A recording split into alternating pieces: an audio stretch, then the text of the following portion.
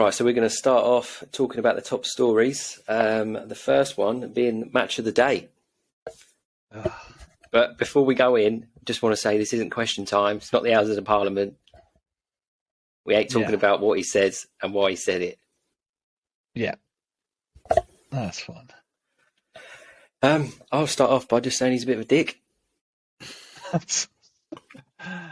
Literally, the only people that lost out was the people that wanted to watch football. The way I see this with Lineker is that he tweeted something. I say we won't go into what he tweeted, but he tweeted something, and then the BBC basically spoke to him about it. They decided that they were going to keep him off the air until they can basically work out what he's done wrong or amend his contract because of social media use or whatever. So they've chosen to keep him off the air.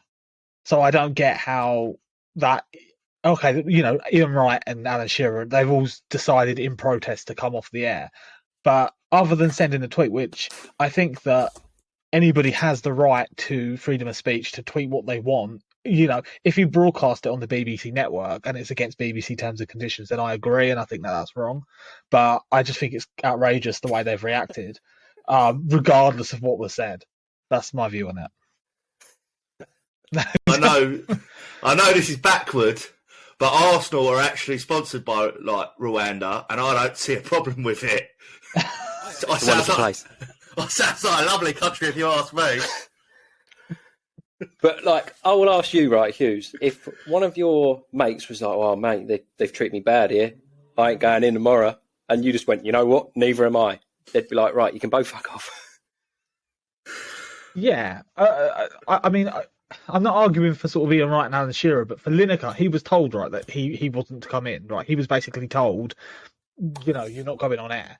The rest of them made the decision to come off air, but he was told not to go on air because of something that he tweeted. And that's what I'm because he wouldn't apologise for it. But he doesn't disagree. He doesn't regret what he said. I don't get why he should apologise because it's freedom of speech. Yeah, I mean, I'll just throw it out here. The BBC are a massive organisation. They really don't care who runs the show, do they? They'll be honest. They can all boycott it, but I reckon by next Saturday there'll be a whole new set of. They did it with Top Gear, didn't they?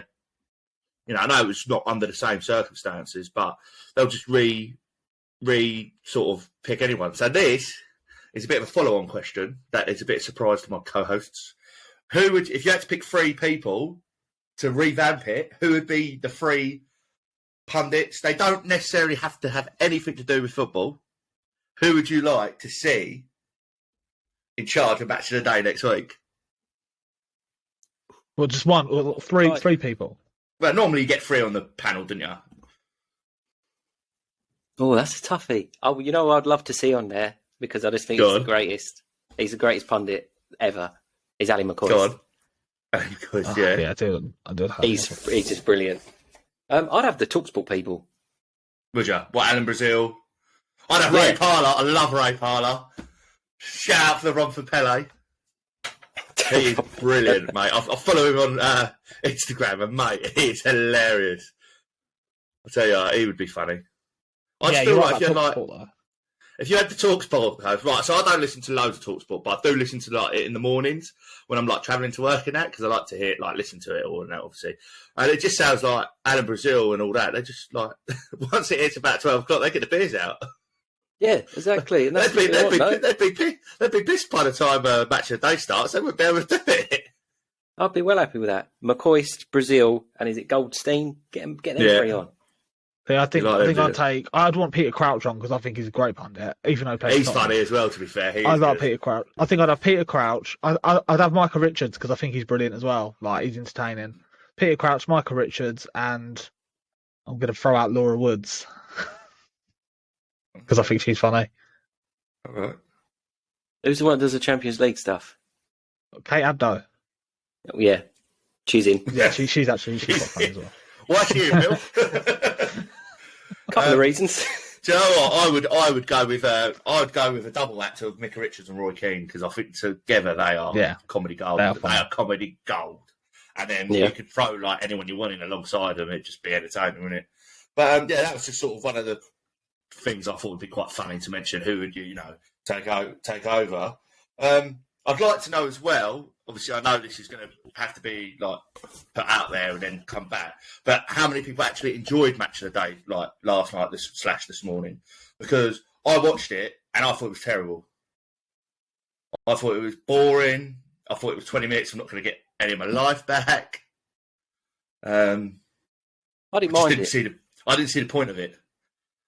Do you know what I mean? I just didn't see the point of it. Like, I think Andrew said, you can just go on YouTube and watch it if you wanted to just watch the goals. I quite like listening to like the analysis and, you know, especially having a bit of commentary. I mean, I knew they weren't going to have the analysis, but I thought they'd have the commentary still. It was weird, wasn't it? It was like COVID days again, wasn't it? But this time you had the crowd and you didn't have any commentators. It is much better, obviously, when they talk about it and stuff like that. But I just think the bloke's a bit of a dickhead anyway. Look at the Qatar stuff. He ruined that. I didn't turn it on till the whistle blew because they just kept banging on about it, which they got paid for, by the way. A lot of money. So he ain't got that many standards. He's a dickhead. If he wants to walk out, I still stand by Visit Rwanda is actually a nice country. And also, you can hold that up to the camera all you want, Baron, but this is an audio podcast and no one can see what you're doing. I know it's audio, but I know we also have Instagram, YouTube channel, TikTok, so I'm sure that it will find its way on one of our sidelines. It will. On a serious note, football and politics should not be mixed in any way whatsoever. Let us enjoy the football. I feel. Yeah, I agree. You know, if he wants to talk politics, he go over to the House and Commons, mate. Leave Match of the Day out of it, and you carry on there. Do you know what I mean? Don't mix it, and that goes with everything and anything. Do you know what I mean? Don't use your celebrity status to try and, you know. Has he ever been to Rwanda? Does he even know anything about it? But back to my original point, though. What did he tweeted? If he went on Match of the Day, if he went on his platform that he was given by the BBC and started preaching about this, that, or the other, then I completely understand that you can't use the platform you've been given to do that. But to tweet something on your own personal account, like any normal human being will, you go to work, do whatever job you do, come home and then tweet something. Imagine then going into work the next day and being told, "Oh, I don't have 2-3 million followers or 2-3 million viewers." I also do know people that have been sacked from their jobs because of stuff they've done in the past. That's on Facebook, Twitter, because they look at it. So they're representing a company. I actually do get why the BBC have banned him or put him on gardening leave or whatever you call it these days. But yeah, I'm quite fortunate. My job is kind of like you can do what you want. Luckily, do you know what I mean? Within reason, obviously. Because no one really ever looks at me. And I don't have 2-3 million viewers. I don't have under 16-year-olds looking up to me thinking I'd like to be him one. I'm not saying they want to be Gary Lineker, but, football pundits and things like that. So because he has 16 million or however many million followers he's got, he's not allowed an opinion? Not if you're working for a company. He's allowed an opinion, but I don't think he should state the opinion out. To his friends, family, yeah, we've all got opinions. I sit around the dinner table with my family a lot of time and tell them what I think of what's going on in the current world or what's going on in football, transfers and everything else. We're going a bit off topic. I do apologise. No. I keep it in my household. Do you know what I mean? Maybe he should have just kept it to himself. And what he did say is completely not true. I know he's going to bring it up, but we won't go into that. It's not true. Also, I'd like to say, how many bedrooms he got? Gary Lineker in his big old house. Yeah, exactly. If you don't care about it. Open your doors, mate. Yeah. I mean, he doesn't live in the world. I've only got a 2-bed. He lives in a gated little house where, he's going to get no problems. I tell you what, phone his brother up, get him down the bar, a few free drinks. Do you know what I mean? I wouldn't mind going down Lineker's and having a few. One day. Oh, dear. Anyway. Yeah. Got that off our chest. Okay, let's move on. Sorry, I've got one more thing, actually. One more thing.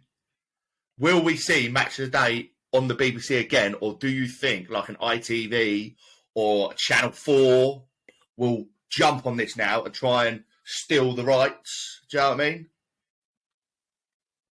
Or do you think, I don't know, obviously I don't know contracts, I don't know how it all works, but is this the end of Match of the Day on BBC? No, like you said earlier, if Lineker ain't coming back, they'll just get someone else to do it. I'll do it. Just saying. I'd give it a go as well. I'll be honest with you. I'd even have a haircut to shave for it. I think they'll struggle to get someone else. I mean, I know that people like us are saying, "Oh yeah, we'll do it," but it's like you said, football and politics shouldn't mix, but it will, because whoever takes that, you've got all these people that have boycotted it, that have given up their jobs to stand by Gary Lineker. Yeah. It's going to completely split the punditry. It's not worth it. I don't think it's money talks. I think you'll get people.